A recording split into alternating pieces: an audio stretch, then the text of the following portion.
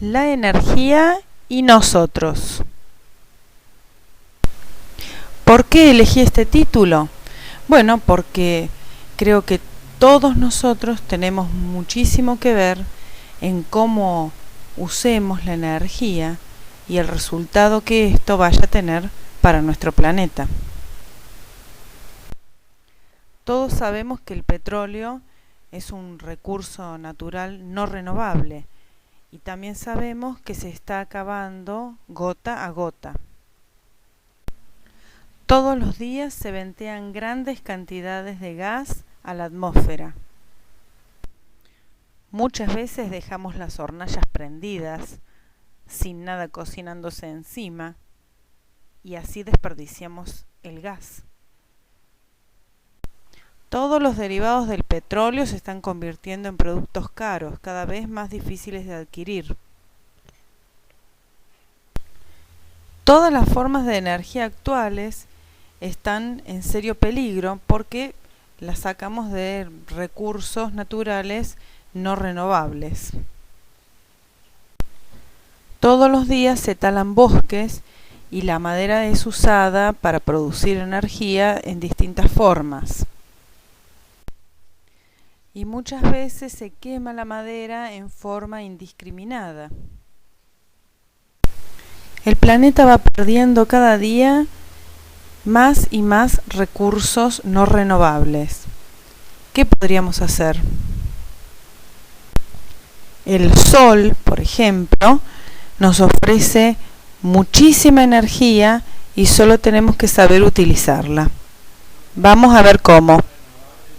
Una de las formas en que podemos aprovechar la energía del sol es la forma pasiva.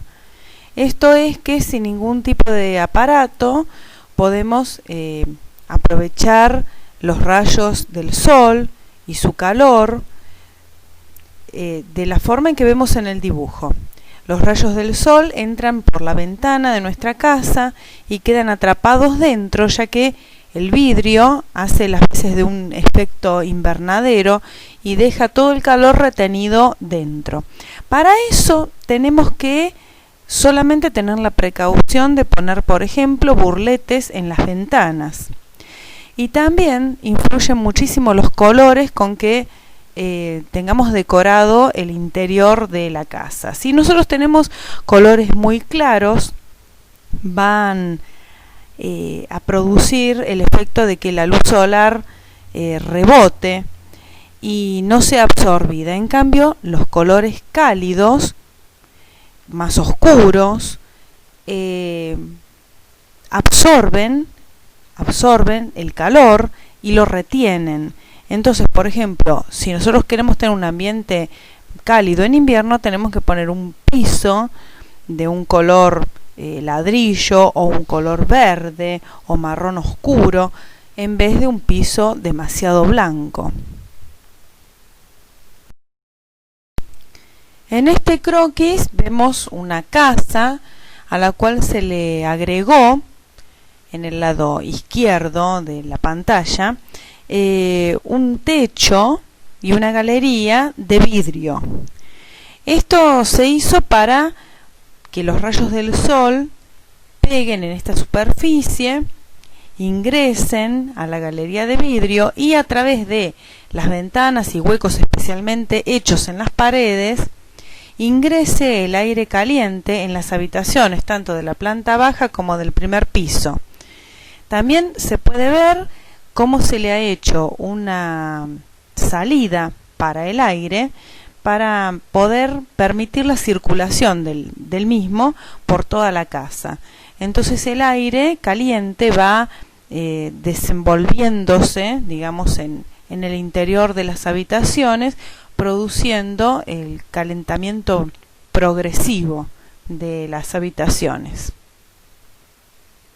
Para seguir un poco con la forma de aprovechamiento pasivo de la energía solar, podemos ver estos muros que sirven para calentar también las habitaciones, ya no con vidrio, sino que se realizan con una chapa pintada de negro, separada a unos 15 centímetros de la pared, con algún material que puede ser madera o chapa y quedan pegados a la pared, en donde se realizan dos huecos, uno arriba y otro abajo, como se ve en los esquemas de la parte de abajo del dibujo. En el esquema que está a la izquierda, en la estación de invierno, vemos cómo el aire que está en la habitación frío ingresa a este artefacto por la parte de abajo, por el hueco que se hace en la pared, en la parte de abajo, y como el sol le está dando, ya que está orientado al norte, se va calentando y por supuesto el aire caliente sube. Al subir encuentra el otro hueco practicado en la pared, en la parte superior, y por ahí entra a la habitación. Este circuito se vuelve a repetir una y otra vez, y de esta forma se va subiendo la temperatura del aire de la habitación solamente con esperar a que los rayos del sol calienten esta chapa que colocamos en el exterior. Para que en verano el calor no sea insoportable en la habitación, se tapa el hueco de arriba de la pared, y entonces el aire puede salir al exterior, ya que el aire caliente sube y tiende siempre a buscar alguna salida. Acá en esta foto se ve este aparato, esta chapa negra, pintada siempre con color mate para que el esmalte no refleje para nada los rayos solares. Siempre este aparato se coloca orientado al norte.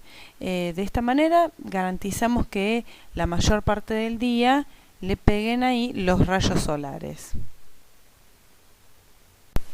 Bueno, acá cambiamos un poco de tema y vamos a conocer los colectores solares, en este caso para agua caliente. Estos colectores solares tienen la particularidad de poder elevar la temperatura de una manera bastante interesante. La energía solar se encarga de calentar el agua u otro tipo de fluido, puede ser también aceite, pero en este caso es agua directamente para ser usada después como consumo, para consumo, a temperaturas que pueden oscilar entre 40 y 50 grados. Y no puede ser que sea más en un día de verano, pero nunca superan los 80 grados. Todo el agua caliente que se acumula en el tanque, que ven en la parte superior, se puede utilizar después para cocinar, para bañarse e incluso para calefaccionar si hay un sistema de radiadores instalado. Estos colectores están formados por un panel de chapa que por supuesto se pinta de negro porque el negro absorbe las radiaciones solares, donde se instalan los caños en forma vertical con uniones horizontales. Se coloca en forma inclinada, siempre orientado al norte, y unos 40 o 50 centímetros más arriba del panel hay que colocar un tacho para almacenar el agua. Lo ideal es que sea bastante aislado, como para que no pierda la temperatura. Acá podemos ver otro modelo de colector para agua caliente, pero siempre usan el mismo método. Un panel inclinado, orientado hacia el norte, y un tacho elevado, que es el que va recolectando el agua. Tiene una entrada en la parte inferior de agua fría y la salida en la parte superior para el agua caliente. La inclinación del panel depende de la latitud en que se encuentra la ciudad donde lo vayamos a instalar. Existen tablas que nos indican a qué angulación hay que darle según el lugar donde lo vayamos a instalar. Acá podemos ver bien de cerca cómo están unidos los caños negros verticales con pequeños trozos de manguera en forma horizontal que se pueden atar con alambre para mayor seguridad. Volvemos a repetir que todo se pinta de negro, mate, no brillante, para que los rayos solares no reflejen y sean absorbidos en su totalidad. Acá se vuelve a ver el tanque de acumulación de agua caliente y todas las mangueras necesarias para la instalación. Por abajo, entre el agua fría, se va calentando gradualmente y sale por la manguera superior hacia el tanque. Desde ese tanque se conecta a la cañería normal de la casa. Un colector solar de muy fácil y económica construcción fue realizado por un ingeniero de Villa María.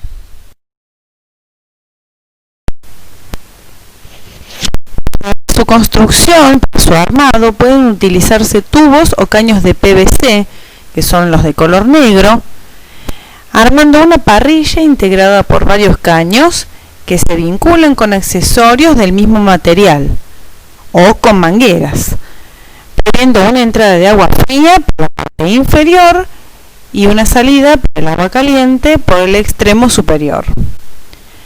Todo este conjunto se debe aislar utilizándose para ello botellas plásticas descartables, a las que se unen entre sí perforando la base de las mismas e introduciendo en el orificio practicado en el pico la otra botella. Se logra así una ristra de botellas por donde se introducen cada uno de los caños que forman la parrilla. La parte posterior de las botellas se debe pintar con pintura negro mate. Así, alrededor de los caños se crea un microclima de temperatura uniforme que va calentando el agua que circula por dentro de ellos. Todo este conjunto se conecta a un tanque colector de agua debidamente aislado y que por efecto de termofusión, el agua fría va siempre abajo y la caliente sube, va haciendo recircular el agua y calentándola paulatinamente. En días de buena radiación solar, el agua que ingresó a 20 grados puede llegar hasta los 40 en 2 horas y de 55 o 57 grados en otras 2 horas más. Así que es bastante importante la temperatura a la que puede llegar el agua. La parte posterior de las botellas se debe pintar con pintura negro mate. Así, alrededor de los caños se crea un microclima de temperatura uniforme que va calentando el agua que circula por dentro de ellos. Miren esto, un agricultor chino fabricó su propio calentador solar. Con ayuda de botellas de cerveza y mangueras, consiguió que en su casa no falte el agua caliente. Dice que lo inventó para su madre, para que pudiera ducharse cómodamente. Pero funciona tan bien que lo usan 3 personas diariamente. Este calentador casero consta de 66 botellas de cristal. En este caso son de cerveza, las cuales se colocan extendidas en una tabla. Estas botellas son unidas entre sí, de modo que el agua fluya muy lentamente entre ellas. El resto del trabajo lo hacen los rayos del sol. Funciona tan bien que 10 familias del pueblo de Ma ya han copiado su invento. El sol es para nosotros una fuente de energía casi inacabable, si bien nosotros sabemos que en algún momento se va a terminar, pero falta tanto que mientras tanto lo aprovechamos para un montón de cosas. Este es un secador de hierbas. Al costado vemos que tiene unas bandejas que se hacen con un marquito de madera y entre medio alambre tejido, donde se colocan lo que uno quiera secar: orégano, romero, salvia, incluso frutas también se pueden poner, como uvas, damascos, duraznos, manzanas, peras. Bueno, el sistema consiste en que el aire normalmente entra por debajo, por esas canaletas, por decir así, que tiene del lado derecho el aparato, y como tiene un vidrio arriba y está pintado de negro, el aire caliente se va calentando y sube. Al subir atraviesa todas las bandejitas de alambre tejido y va secando gradualmente la fruta. El aparato tiene, por supuesto, una salida en la parte superior para el aire caliente que va sobrando. El tiempo de secado varía según el grosor de la fruta o lo fresco que esté lo que uno quiera secar. La ventaja que tiene esto respecto a secar al sol directo es que no pierde las propiedades de la fruta o de la hierba que uno está trabajando, y se mantienen intactas, es decir, la fruta se mantiene a la sombra, mientras que el sol actúa, pero indirectamente. Este es otro modelo, en este caso circular, pero el sistema es el mismo. Ahí en el gráfico se ven las flechas que indican cómo la luz solar incide en la canaleta de aire y cómo sale por la parte posterior y superior. Bueno, este es otro aparato que sirve para destilar agua. Es un destilador solar. Este es un modelo muy sencillo que consiste en un armazón de hierro o de alambre grueso, y el cual está forrado con plástico transparente.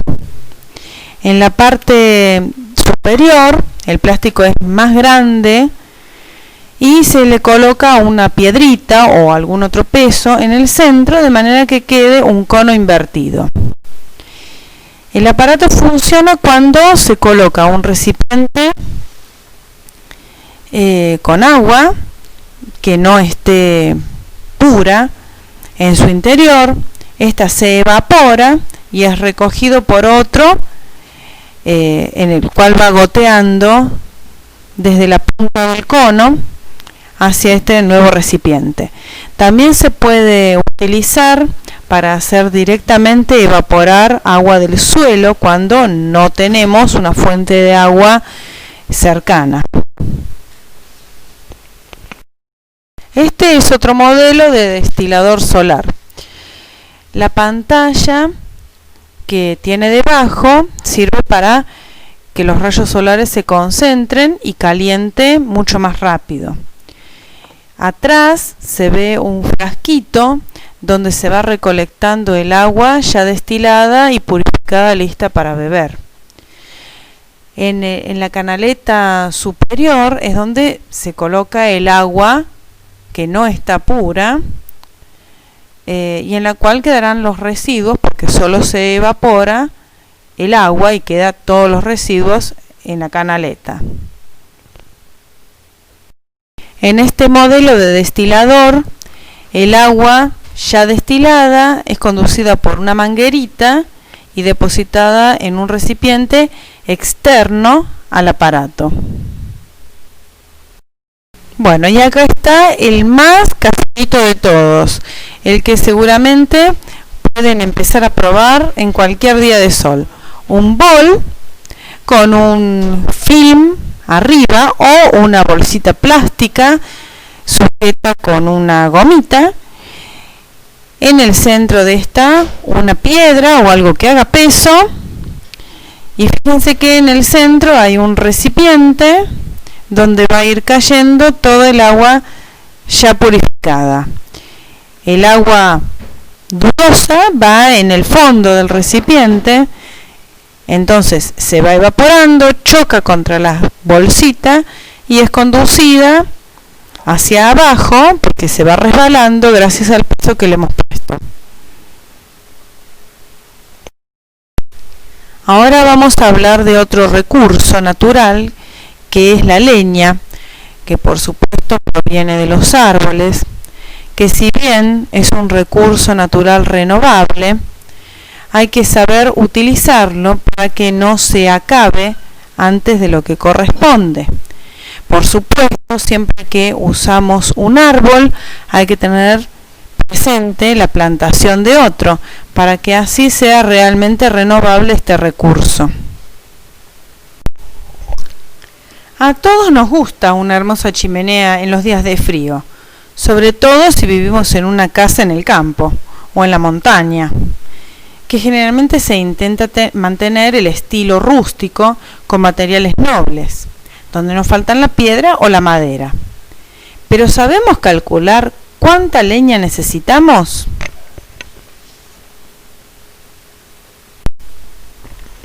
Cuando se dice que una estufa rinde un 20%, se hace referencia a que se necesitan 100 kilogramos de leña para obtener un valor calórico de 20 kilos de toda esa madera.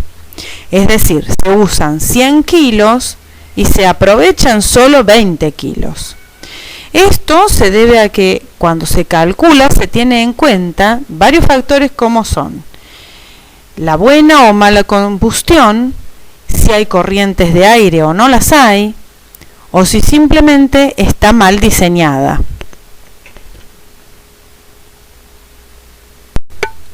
El consumo de leña varía mucho. Si esta leña se consume en una estufa abierta, como en un hogar, o en una estufa cerrada, como una salamandra o una estufa rusa que vamos a ver después.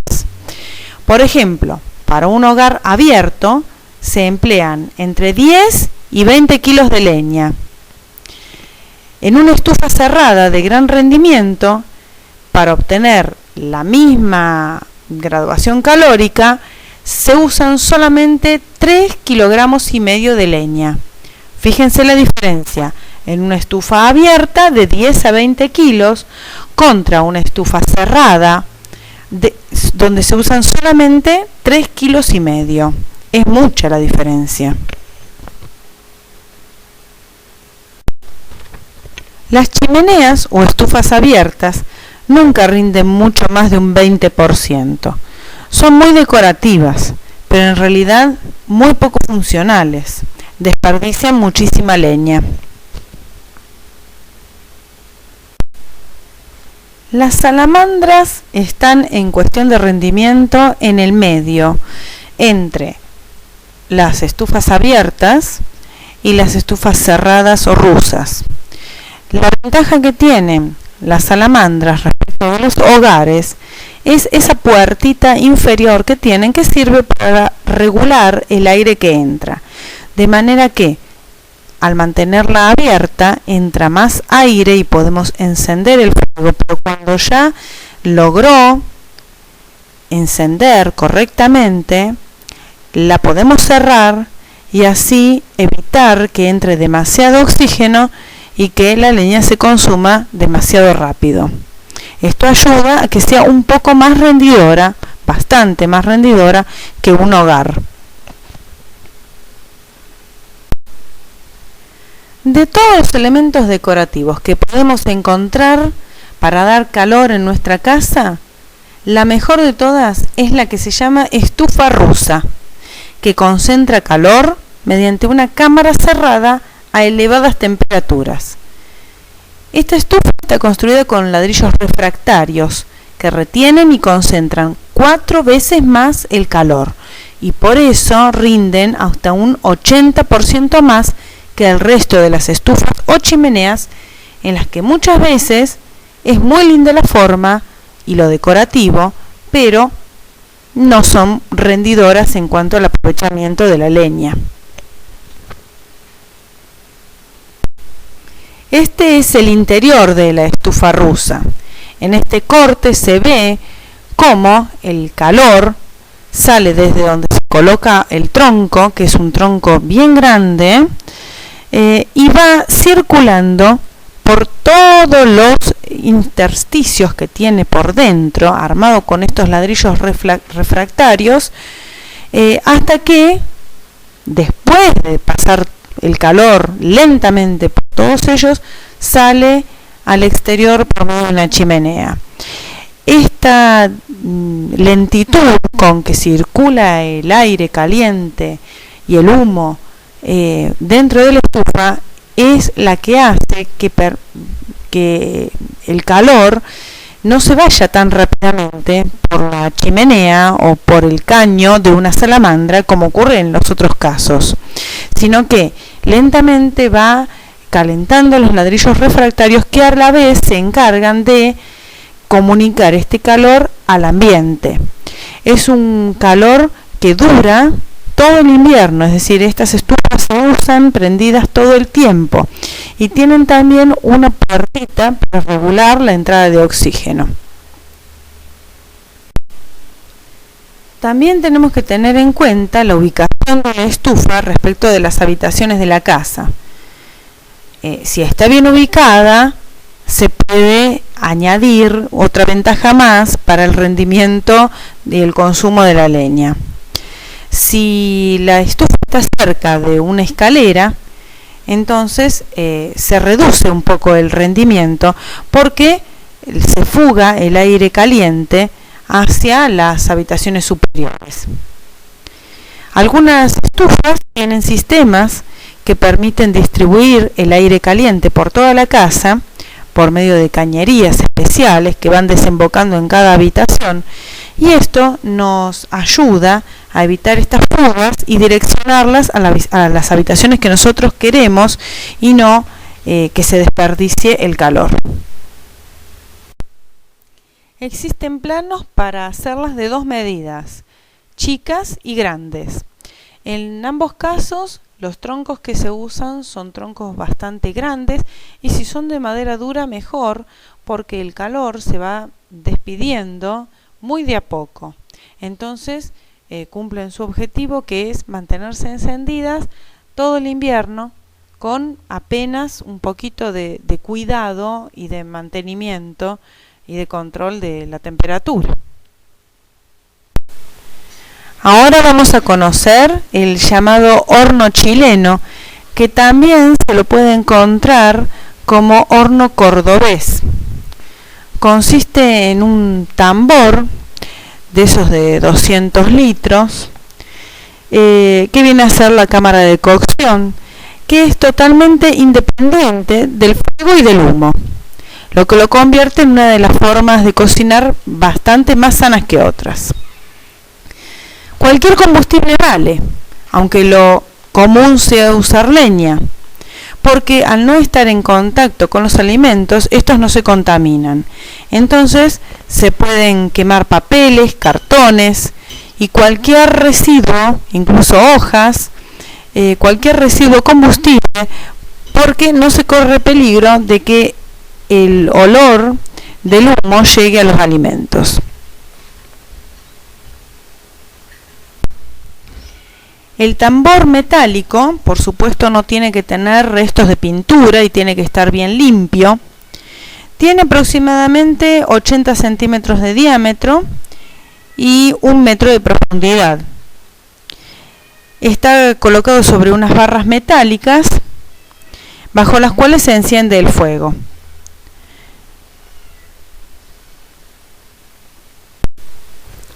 Todo el conjunto está contenido por paredes que en su parte superior forman una bóveda. Está cerrado por atrás también con ladrillos y por delante con una puerta. La zona del fogón puede quedar abierta o cerrada con una puertita. El calor rodea a todo el cilindro y sale por la ventilación. Así se puede diseñar la puerta del frente con la misma tapa del tanque que hace de horno. colocándole una bisagra al costado y una manija para mayor comodidad. La capacidad de este horno permite colocarle dentro varias bandejas, de modo que se hace bastante rendidor, porque se pueden hacer varias comidas a la vez. Para aprovechar aún más el combustible, ya sea leña o cualquier otro resto de basura, se le puede adicionar encima del horno chileno un tanque a modo de caldera donde se puede acumular agua. Para esto hay que hacer un sistema de una especie de radiador que es calentado con el mismo fuego dentro del lugar donde se coloca la leña. Por ahí corre agua y, por supuesto, como el agua caliente asciende por medio de una cañería, se lo conduce hasta esta caldera y de allí se distribuye a la casa. De modo que al encender el horno para cocinar, también se puede calentar el agua para ducharse, cocinar, lavar los platos, etc. En la parte inferior podemos construirle un cajoncito como el que tienen las salamandras para poder regular la entrada de aire. En el modelo que vimos antes en el croquis esto no figuraba, pero con este perfeccionamiento se hace rendir mucho más el combustible. Acá se ve la puertita lateral por donde se introduce la leña, basura, restos de hojas secas, etc. Este es el interior del horno, donde se pueden ver los restos de cosas quemadas y encima uno de los caños del radiador que conduce el agua caliente hacia la caldera de arriba del horno. Acá vemos un conjunto de un pequeño horno chileno a la izquierda, con una cocinita económica a leña a la derecha, ambas cosas integradas en uno solo. La cocinita tiene dos hornallas, un lugar para la leña y una entrada de aire que también se puede tapar para regular la entrada de mayor o menor cantidad de oxígeno. El horno chileno es exactamente igual que los anteriores que vimos y vamos a ver todas sus partes. Esta es la puerta del frente y adentro se ven las distintas rejillas para colocar fuentes. Este es el lugar donde se pone la leña o restos de cualquier basura combustible.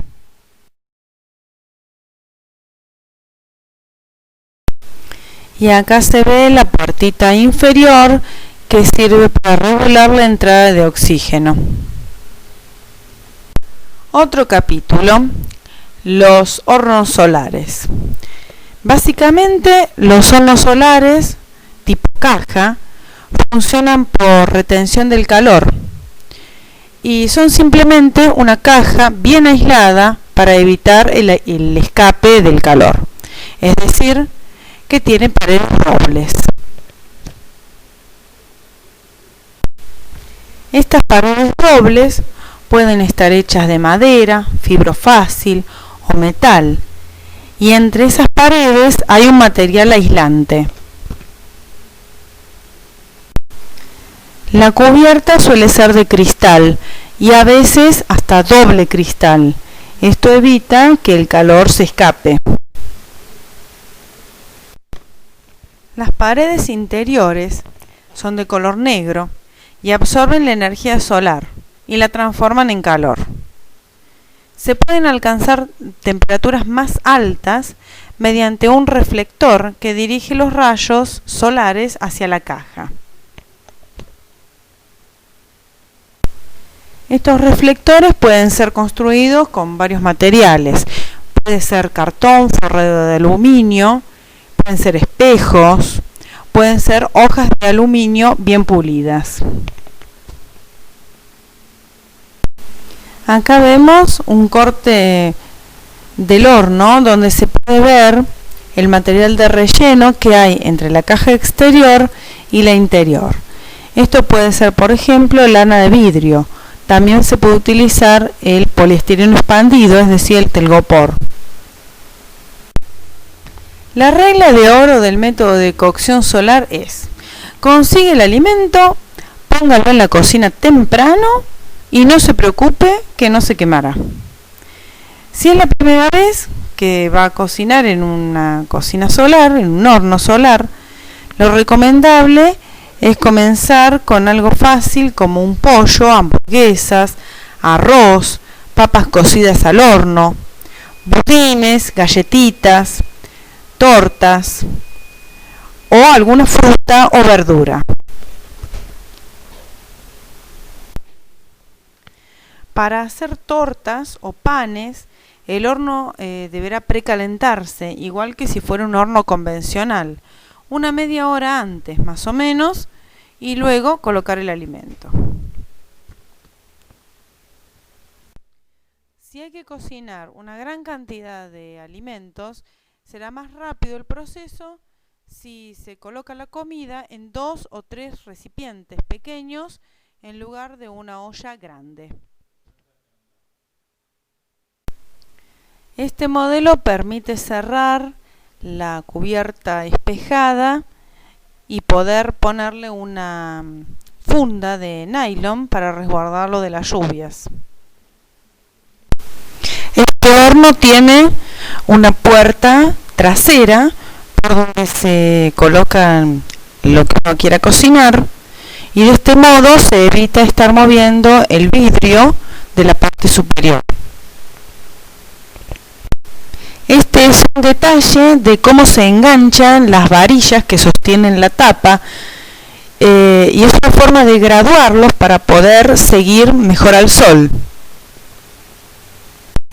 Acá se ve el horno abierto de frente con un papel plateado que es el que hace que reflejen los rayos del sol y pueda calentarse la comida. También se pueden utilizar espejos o papel de aluminio o un aluminio pulido. En un día muy claro y soleado, el horno puede calentar a 130 hasta 145 grados. En un día que por momentos se nubla, el horno calentará a 95 o 100 grados centígrados. Cuando el día está nublado, mejor ni intentar cocinar en un horno solar. Una desventaja es que, por supuesto, no funciona de noche. Entonces hay que organizar el tiempo para poder cocinar y tener la comida lista. Este tipo de cocción se utiliza muchísimo en las zonas andinas y subandinas.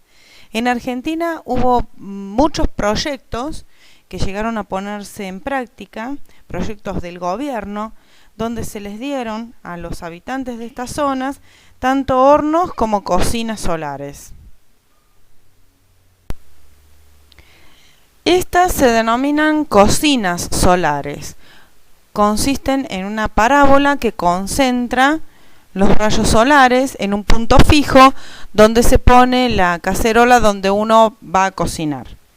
Vemos que en el último modelo la construcción es casera, está hecha con un paraguas forrado con papel de aluminio.